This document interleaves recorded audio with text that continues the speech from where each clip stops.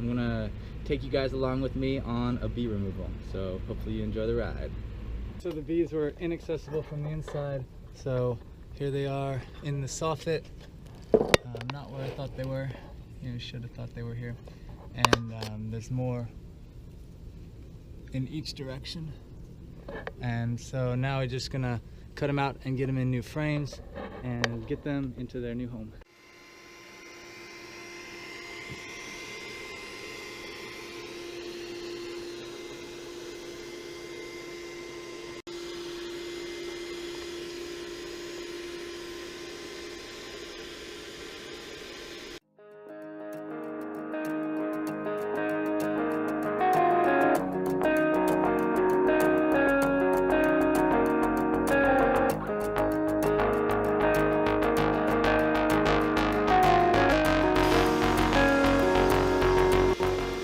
Two hands.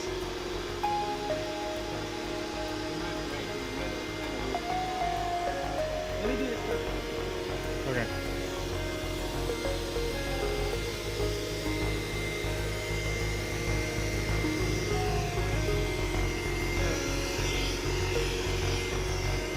Let's turn off the vacuum.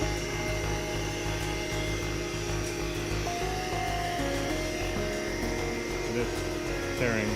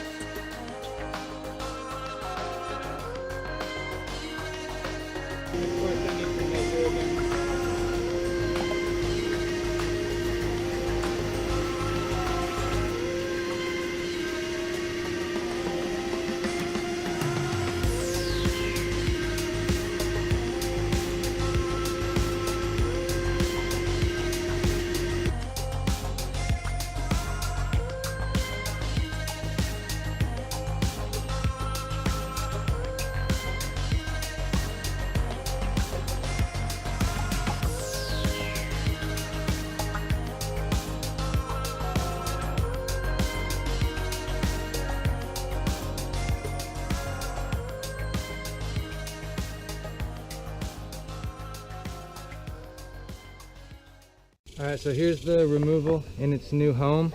I didn't think to document till after I had already taken off the bottom. So what happened was, yesterday, this is the vacuum box. It's got the attachment right there for the shop vac to create suction, and that's where the hose came in. So there was a lot of bees in this box.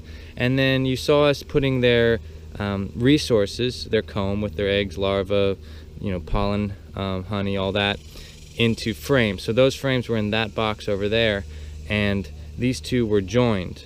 They were joined before I even left the site. They're joined as soon as possible.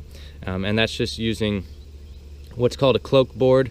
It's still underneath, so you don't get to see it, but it's got a metal insert that you can just slide in and out. So it's got like a screen that is a queen excluder, but I cut a bunch of holes in it, so it's just kind of like a mesh for supporting it. And then once that's removed, all of those bees run back up and can start taking care text message can start taking care of the babies again.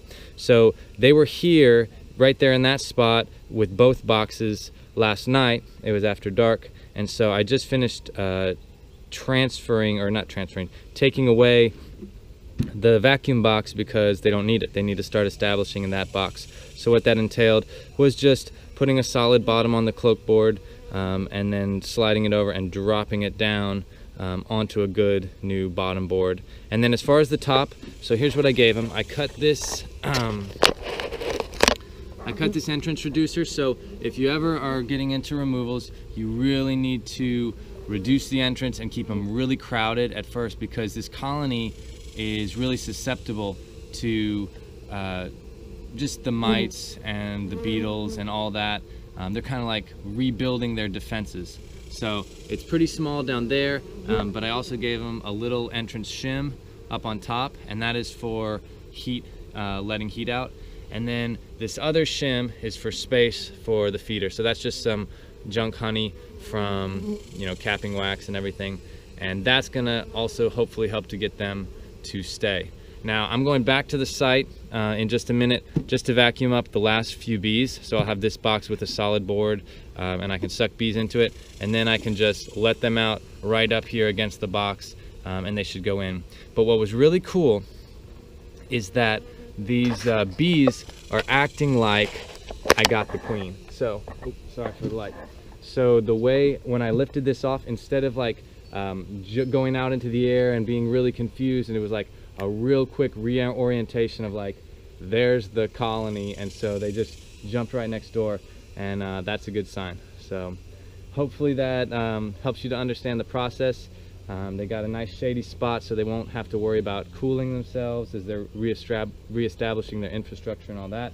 And hopefully this colony does well. This is kind of the spot where colonies cycle through. They get to be here for a little while, and then after they get a second box, they're ready to go to a bee yard and all that. Anyway, hope you all enjoyed the video. I'll catch y'all next time. Peace.